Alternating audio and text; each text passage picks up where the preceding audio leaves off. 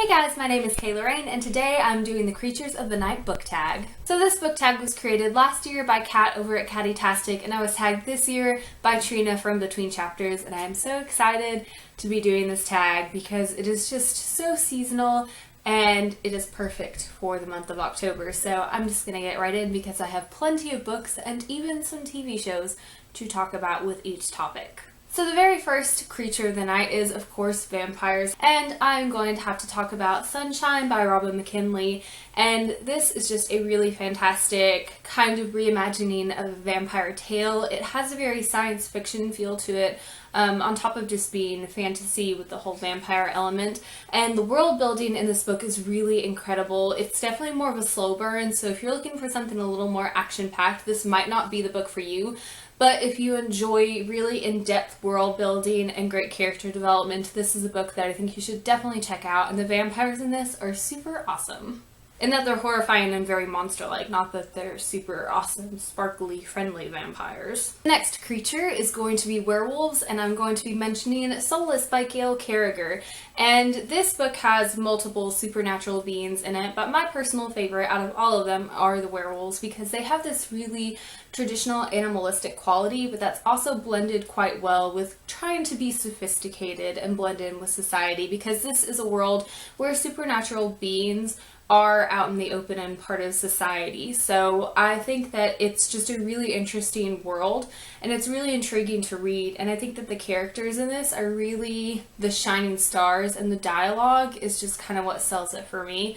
And I'm not completely finished with the book yet, but I know that I'm enjoying the dialogue between the characters, and Gail Carriger is just a word master with writing really wonderful witty banter between her characters. The next creature of the night, I have both a book to talk about and a television show, and the creature is going to be zombies. So the book I will be talking about is World War Z by Max Brooks, and this is one of the most horrifying books I have ever read. And it's not so much that it's traditional horror, but it really looks at the way that humanity would react and just respond to a zombie apocalypse.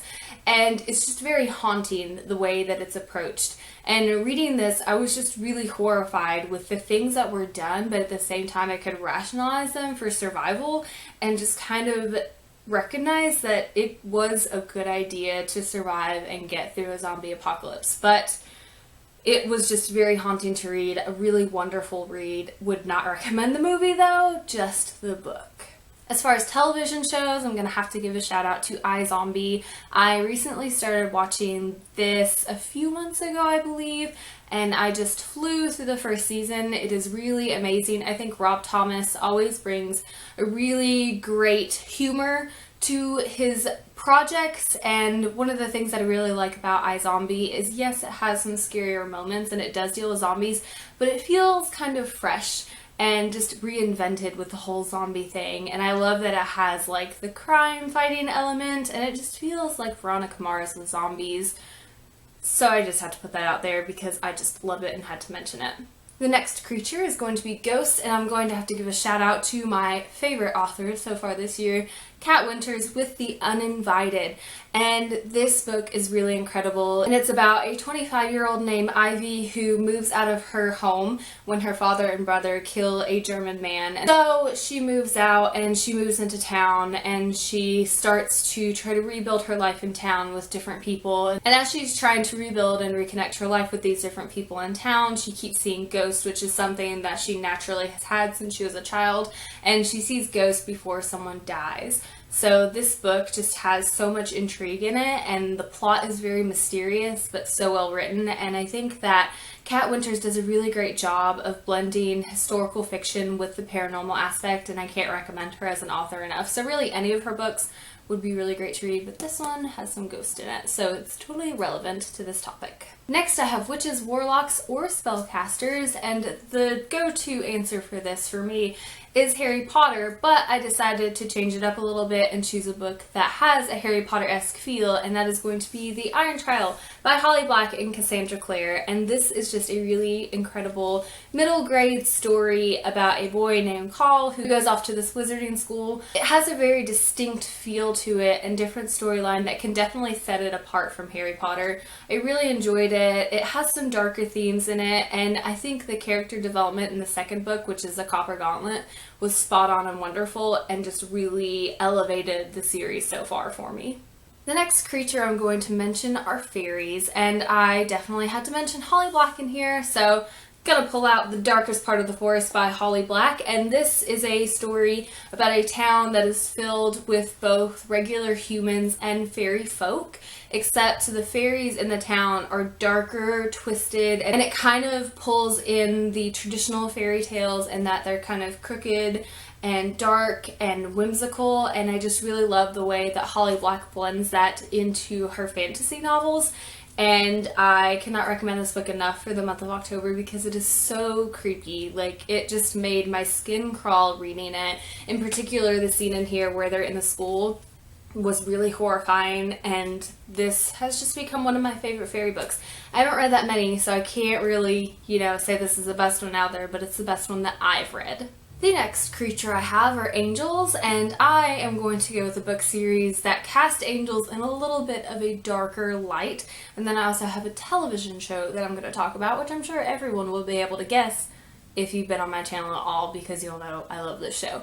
But we'll go ahead and start with the Daughter of Smoke and Bone trilogy. I don't have the first book, I have the second book here with me. So this is Days of Blood and Starlight. I'm currently on this one, but the angels in this world are really enjoyable to read because they're twisted and immoral sometimes, and I just love that they have very human qualities, that they're just not these perfect beings like you think in a biblical sense.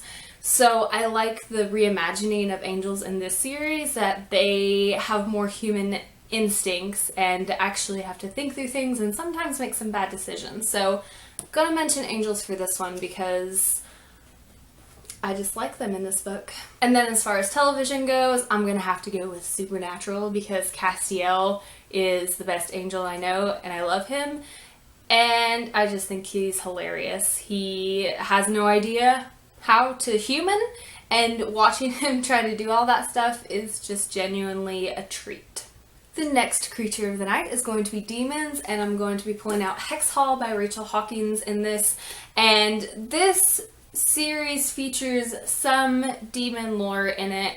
It's not really heavy-handed, so I can't say that this book is necessarily about demons, but it does follow a main character named Sophie Mercer who goes to a boarding school for supernatural beings. She happens to be a witch, and there's just some demon lore that's mixed in with this. I don't read that many books with demons in it, so I felt like this one would be really appropriate.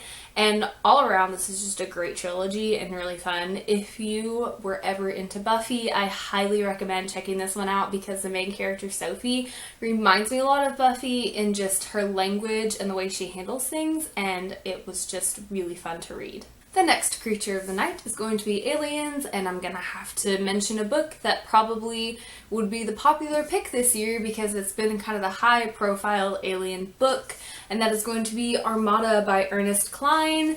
And I did a video review on this, so I'm not going to talk too much about it because, that's a really long video.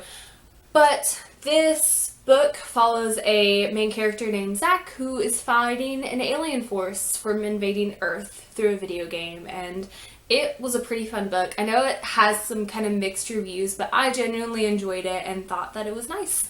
And then as an added bonus and kind of an unconventional pick for this topic, I'm going to go with The Martian by Andy Weir because technically Mark Watney is an alien to the planet Mars, and this is just a really incredible survival story.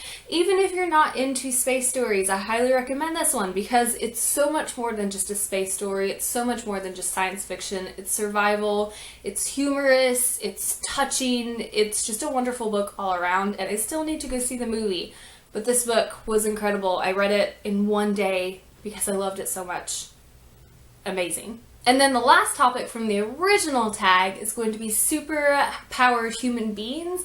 And I'm going to have to mention a book that isn't like a traditional fiction book. It's like a collection of information on myths and legends and superpowered humans, and that is going to be Badass, The Birth of a Legend by Ben Thompson. And this book is just so hilarious to read.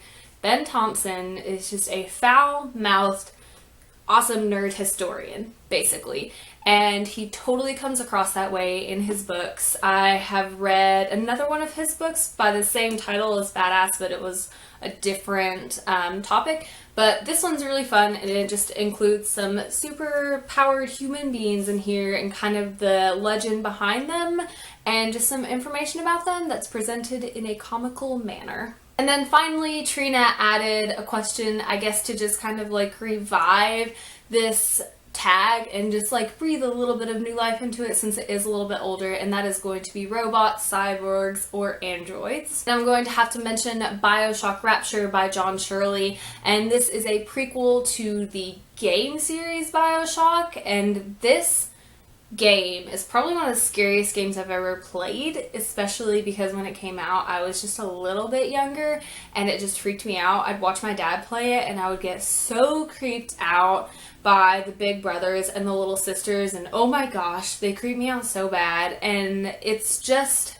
this world that's supposed to be a utopian world, but this book talks about how it actually crumbles and you actually get introduced to what we know as the world of Rapture and how it got to be there for the setup of the game. So if you are a little bit of a game nerd and just really want to know more about that, this book is definitely one to check out.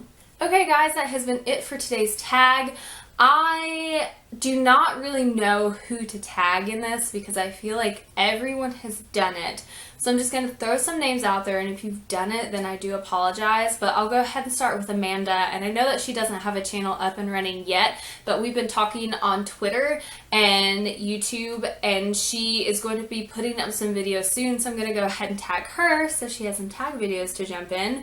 And I'm also going to be tagging Alexis from Shelf Life Extension. I'm not sure if she's still doing booktube videos right now because I know that she needed to like pull back and take a little bit of a break for a little while, but if you want to do this and get to that, that's totally cool and I would love to see it. And I will go ahead and tag Mike from Slice of Mike because I think that he always has some interesting books, and I would be interested to see the books that he would link to each topic because he reads books that are vastly different from the books I read. Like he has such sophisticated taste, so I'd like to see what he has to offer. Okay guys, you were up. Do it if you want to. If not, that's totally cool too, because I feel like everyone has already been tagged for this video, so sorry if you have already done it. But as I said, that is it for this video. As always, thank you guys so much for watching. Stay weird.